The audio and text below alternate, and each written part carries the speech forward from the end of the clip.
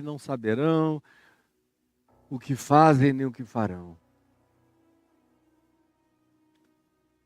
Quando João Batista viu Jesus passar e disse: eis o Cordeiro de Deus que tira o pecado do mundo, eu já disse tantas milhões de vezes isso, o tempo verbal usado é um presente contínuo. Tirou, tira e tirará, tira sempre. Está tirado, está removido. Não teve que ser depois da cruz. Eu vejo os crentes tão pequenininhos de cabeça e não escuta. O perdão dos pecados começou depois da crucificação. Eu digo, não, a crucificação foi só um presépio de visualização histórica. O Cordeiro foi imolado antes da fundação do mundo. Todo o perdão de pecados aqui, ali, acolá, além, em qualquer dimensão, em qualquer ilha, onde ninguém nunca ouviu o nome de Jesus, todo o perdão de pecados é concedido pelo Cristo eterno e universal e absoluto. Segundo a ordem de Melquisedeque, que não tem princípio de dias, nem fim de existência, nem pai, nem mãe, não está vinculado a nenhum gene, a nenhum DNA, a nenhum grupo sacerdotal, a nenhuma religião, a nada.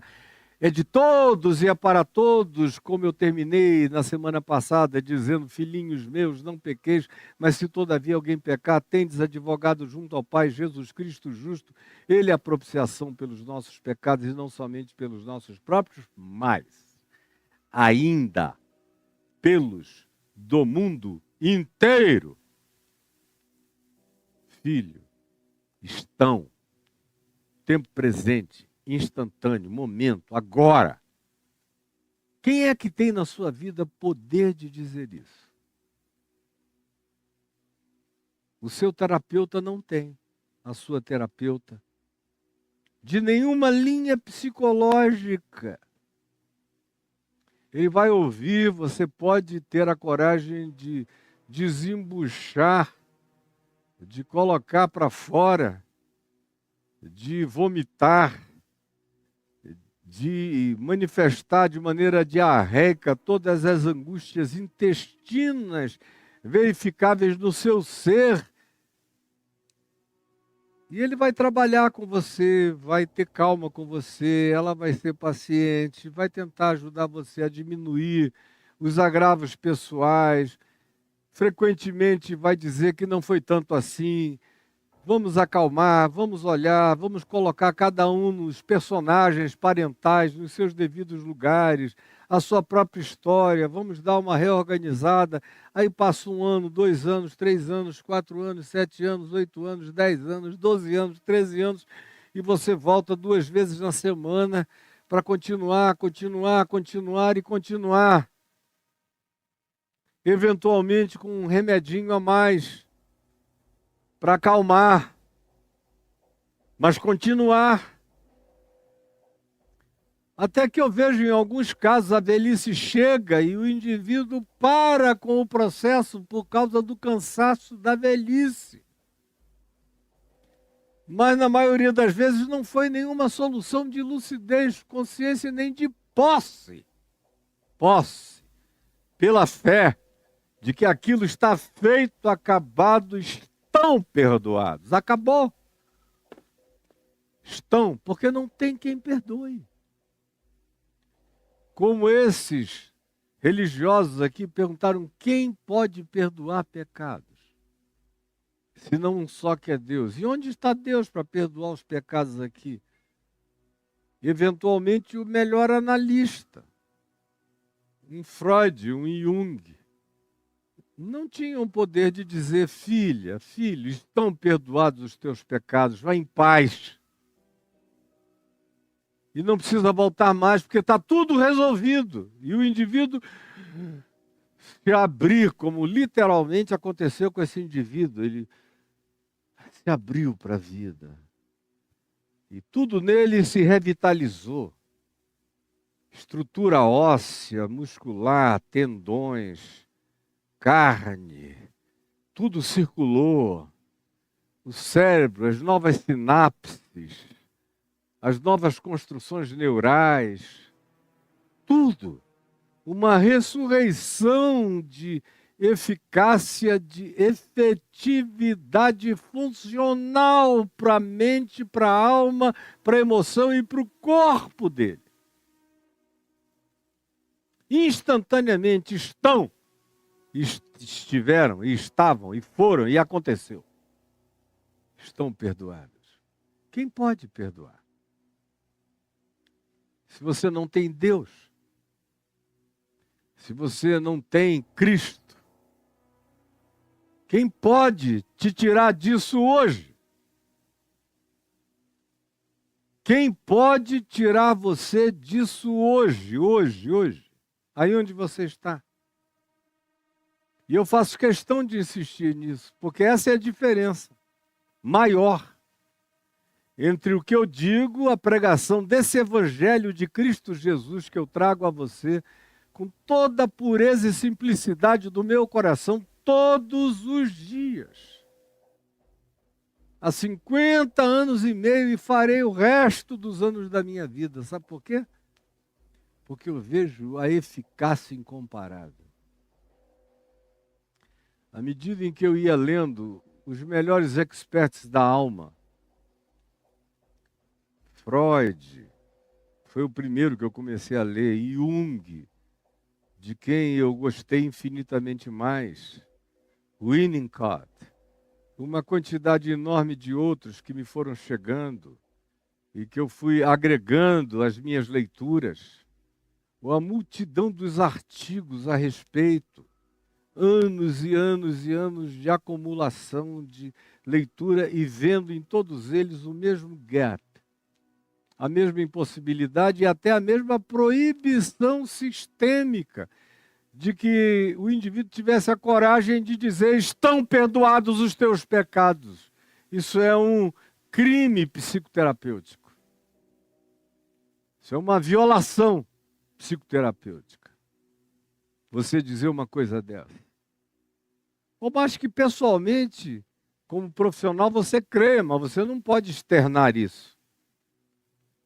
Há uma proibição ético-regulamentar na prática dessa profissão ou das profissões da alma de que você faça uma declaração dessa natureza. Estão perdoados os teus pecados. Quem perdoa os teus pecados? Porque a maioria absoluta dos problemas, das angústias, das dificuldades, das enfermidades, das insolubilidades, das complexidades, das idiosincrasias, dos complexos insolúveis que você carrega no ser, demandam perdão. Perdão. Perdão maior do que o perdão que o seu pai consiga lhe dar. Tem alguns filhos e filhas que, pelo mero perdão paterno, materno, já são profundamente beneficiados. Mas é tão raro encontrar um pai, uma mãe com essa consciência, com essa lucidez, que diga: filho, você fez todos os males desse mundo contra mim, contra nós, contra a família toda, contra você mesmo, contra o mundo, mas eu te declaro que estão perdoados todos os teus pecados. Isso praticamente não existe. E da parte de um profissional, quem será o profissional? E da parte de Deus, aí você diz, tem um confessionário católico, e você entra lá, mas você sente que tem uma mecânica, que ninguém te olhou nos olhos, que ninguém olhou e te chamou de filho com verdade, sem ser só um tratamento. Ninguém penetrou a tua alma te olhando para dentro e te enxergou e conheceu a tua alma e não te desprezou. E disse, lúcida e conscientemente, conhecendo a tua vida, o teu ser, a tua angústia, a tua culpa, a tua paralisia decorrente da incapacidade de continuar a viver todo enrolado por uma quantidade imensa, por um novelo de culpabilidades, que você não consegue achar o fio da meada, ficou preso num nó górdio de culpabilidades. E não tem ninguém que chegue e diga: filho, filha, estão perdoados os teus pecados. É aí que mora toda a diferença. É aí que o evangelho que eu prego dá um salto quântico em relação a todas as outras formas de tentativa de ajuda espiritual para as pessoas.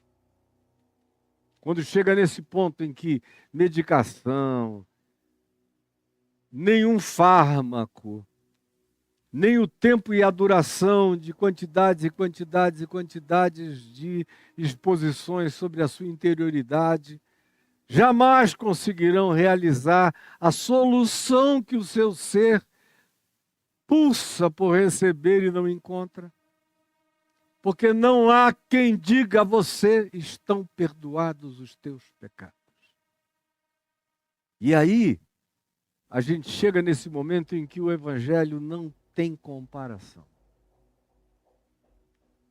Qual é a outra filosofia supostamente divina que tem a coragem de dizer a você: estão perdoados os seus pecados? O dia do Yom Kippur, lá para os judeus, é um cerimonial.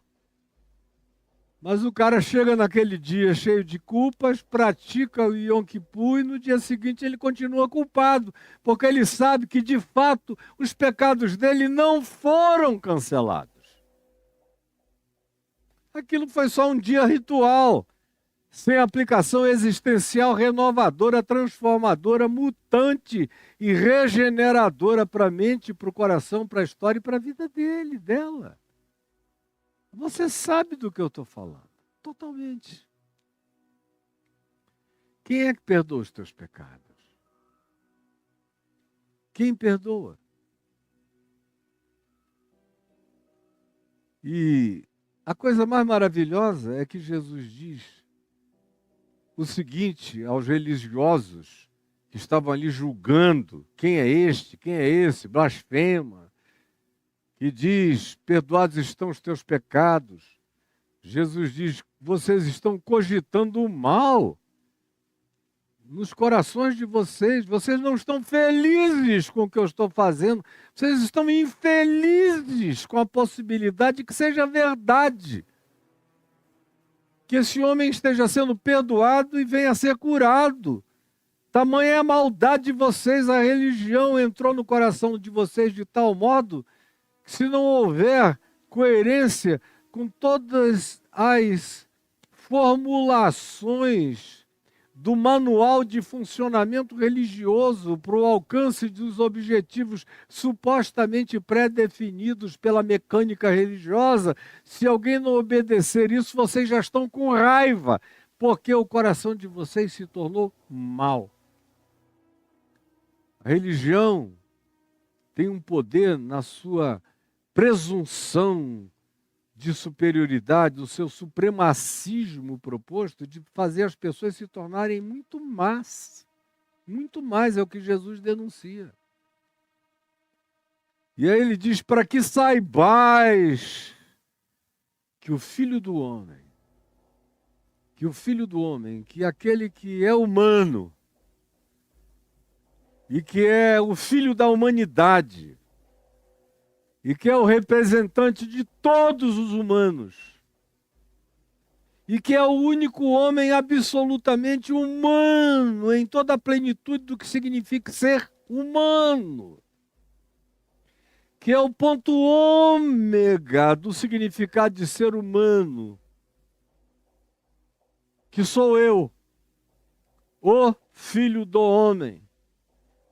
Ante todos os humanos que nasceram antes, os que estão vivos hoje e os que virão depois, não tem nenhum filho do homem como este que está aqui diante de vocês, dizendo a este ser humano: tem bom ânimo. De humano para humano, tem bom ânimo. Mas para que saibais que o Filho do Homem tem sobre a terra autoridade para perdoar pecados, eu digo a este paralítico: levanta, toma o teu leito e vai para a tua casa.